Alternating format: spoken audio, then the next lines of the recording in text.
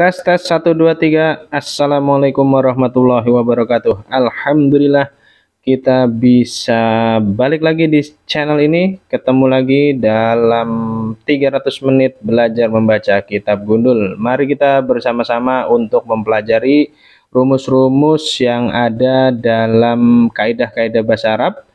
Ya, pada kesempatan kali ini kita masih seputar isim ya, yang mana isim itu sangat penting sekali dipelajari untuk memahami dan mengaplikasikan serta merangkai rumus-rumus yang ada dalam kaidah-kaidah bahasa Arab. Jadi faktor utama keberhasilan kita dalam belajar bahasa Arab adalah salah satunya ketika kita berhasil menganalisis atau menguasai rumus-rumus isim. Kenapa sih kok isim? Ya, karena isim itu adalah elemen utama yang sangat sering digunakan dalam kaidah-kaidah bahasa Arab. Yang pasti fiil juga digunakan. Iya, kalau tidak ada fiil, isim juga tidak akan bermakna apa-apa.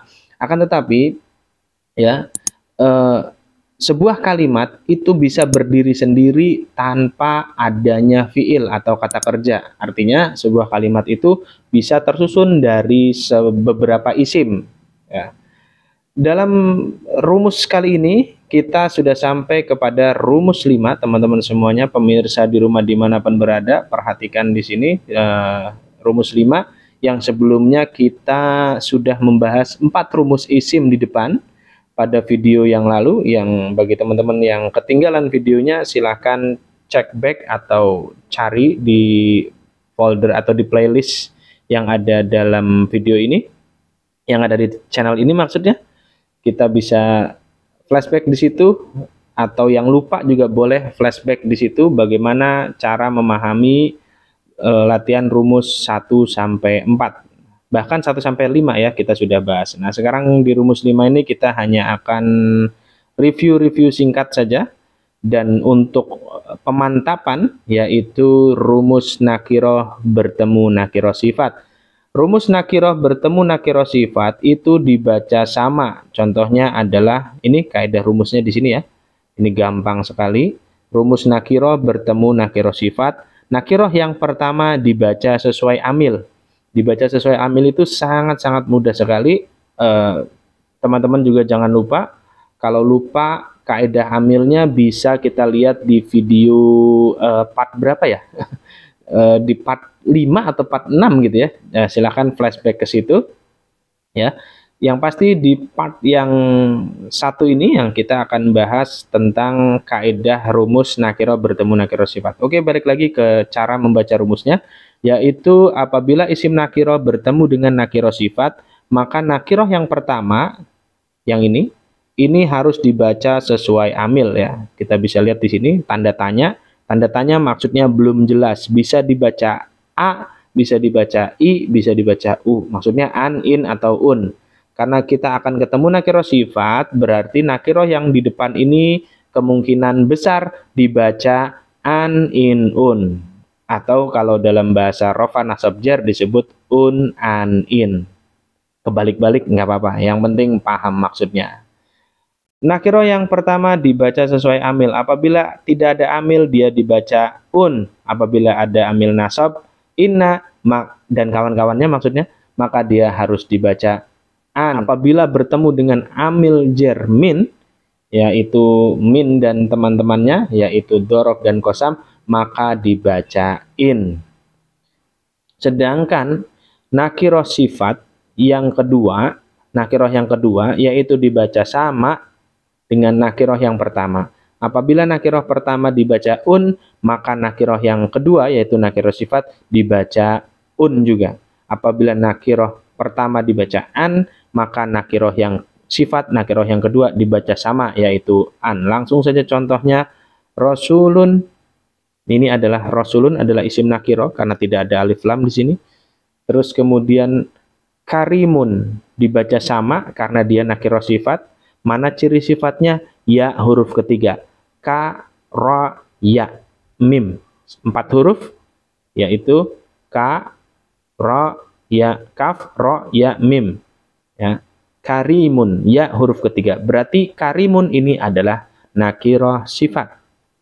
Ciri sifatnya adalah ya, huruf ketiga. Maka kalau bertemu dengan isim rasulun, kita harus membacanya rasulun karimun. Insanun basitun.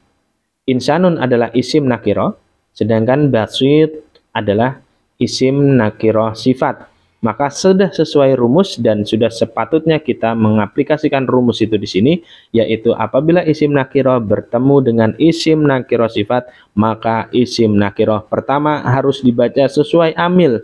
Sedangkan ini tidak ada amil, maka kita baca insanun. Apabila ada amil inna insanan. Kalau ada amil jermin, kita baca min insanin.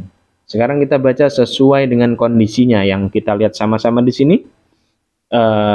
Nanti sesuai kitab ya. Kalau kitabnya ada amilnya, kita baca sesuai amil. Kalau kitabnya nggak ada amilnya, kita juga tidak akan bacanya ada amilnya. Maksudnya tidak sesuai. Maksudnya tidak ada amilnya. Nah, insanun basitun. Insanun dibaca rofa, tanwin, karena dia isim nakiroh dan tidak ada amil. Basitun dibaca basitun karena rumusnya sama, dibaca sama dengan depannya. Insanun basitun. Polanya sudah dapat ya teman-teman semua di rumah, pemirsa dimanapun berada.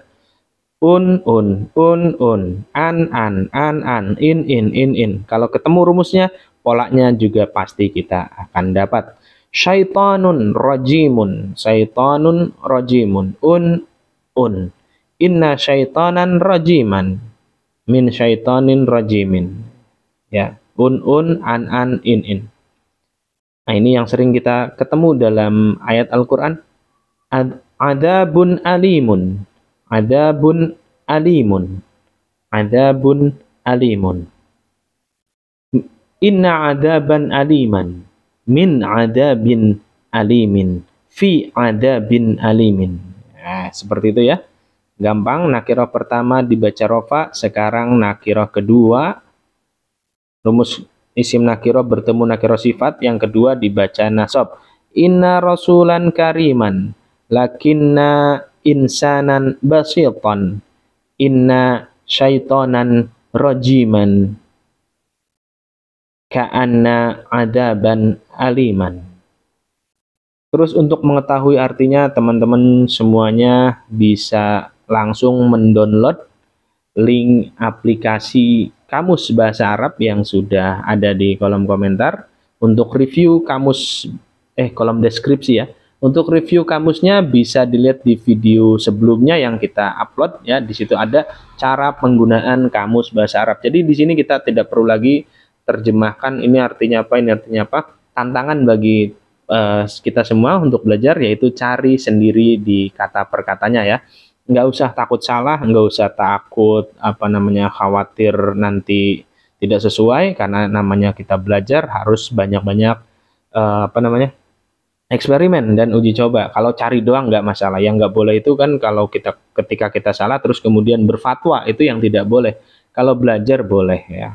Makanya nanti pelajaran ini kita lanjutkan kepada dunia nyata. Kalau kita kan belajar dunia maya nih, nggak ada gurunya. Nanti harus dilanjutkan ke dunia nyata, ya, cari gurunya supaya dikonfirmasi dan dilegalisir dengan benar ilmunya. Nah, fi rasulin karimin. Nah, di sini ya, fi rasulin karimin. Yang namanya belajar online itu terkadang ada kesalahan-kesalahan dikit, nggak ada yang ngoreksi, ya kan? Kita apalagi kalau yang ngomong nih salah ngomong, maksudnya nyerimpet begitu. Tahu ya nyerimpet ya, teman-teman tahu bahasa nyerimpet, kesangkut gitu ngomongnya. Mungkin saya yakin baca rasulin, tapi di lisan saya baca fi rasulun, ya bisa saja terjadi kesalahan seperti itu. Fi rasulun karimun. Nah, padahal aslinya adalah fi rasulin karimin. Makanya kalau ada teman-teman menemukan kesalahan di video ini, silahkan langsung komen di kolom komentar untuk apresiasinya dan untuk support ilmu pengetahuan supaya tersebar ilmu pengetahuan yang sahih ya. Oke, balik lagi ke materi kita. Fi rasulin karimin ala insanin basitin, yaitu di sini ada ijo-ijo ya, ada ijo-ijo, ala, ada fi, ala insanin basitin. Ala ya, di sini ada amil ala. amil jer ala, maka isim nakirah tersebut harus dibaca insanin, ala insanin basitin. Basitin dibaca sama karena rumus nakirah bertemu nakirah sifat. Ciri sifatnya ada di mana? Ba, sa, ya, to. Ada ya huruf ketiga. Ba, sin, ya, to. Ba, sin, ya, to. Di sini ada basitin. Ala insanin basitin. Min syaitanin rajimin. Bi'adabin alimin. Inilah contoh penerapan rumus nakiro bertemu nakiro sifat. Di sini kita sudah aplikasikan semua rumus-rumusnya ya. Pada kesempatan yang akan datang, insya Allah kita akan masuk ke latihan rumus 1-5.